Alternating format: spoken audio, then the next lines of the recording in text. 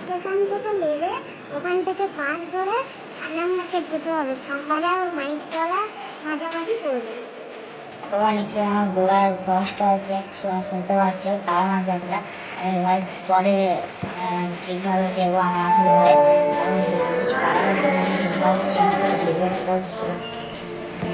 তো এটা হচ্ছে খান্না মার্কেট।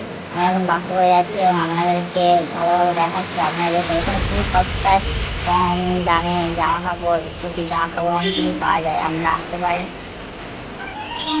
আপনার চ্যানেলটিকে সাবস্ক্রাইব করে দেবেন এবং ভিডিওটি পুরোটা দেখবেন, ভিডিওটি লাইক কমেন্ট করে দিন।